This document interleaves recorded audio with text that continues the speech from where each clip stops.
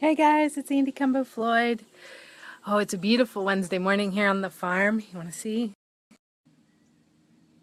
Just gorgeous today. Although I think gonna get hot again, unfortunately.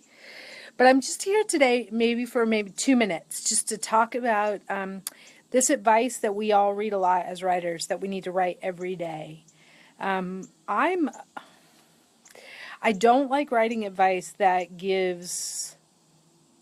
that's sort of a blanket piece of wisdom. So I don't love the advice that you should write every day. I don't love the advice that you should write first thing in the morning because it's not true for everybody.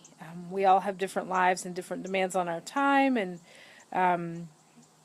when we try to give this one size fits all advice, it can be kind of disheartening to those of us that can't live up to it. And sometimes it's so disheartening that we don't write at all. And I think that's a real shame. So this advice that you should write every day, I definitely know where it's coming from. I mean, it's this idea that if you write every day, you pick up momentum, and that's totally true.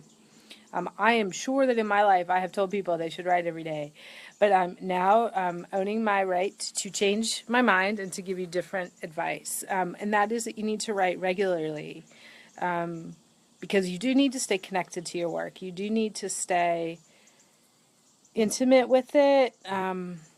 And I'll just give you an example. I'm about to finish, I should finish Friday, the draft of Charlotte and the 12, which is coming out November 18th. It's the sequel to Steel Secrets. Now, I started this draft in the spring, and then I took the summer away for lots of reasons.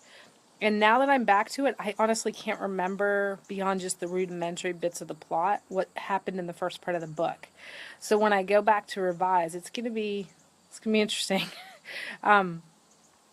So if I had stayed more connected to the book, I wouldn't probably have as much revision work to do. So there is value in staying connected, but it doesn't necessarily mean you have to be connected every day. I mean, if you can write every day, I think that's awesome. I don't. I write 5 days a week, but some people have the schedule that allows them for that. Some of us only have a schedule that allows us to write once or twice a week. I think you probably want to try to be out there once a week doing something with your work in progress, but and also because it helps you as a writer, your practice stays fresher. You know, it is kind of like riding a bike, except that we all know what happens if you haven't been on a bike for a while. At least my butt really hurts. I don't want my butt to hurt every time I ride a bike, so it's better if I get on it more often. So, so that's what I'd say is you don't have to write every day, but you should try to write, at least once a week if you can. Probably more than that if that's possible, but you need to do it on a schedule that works for you.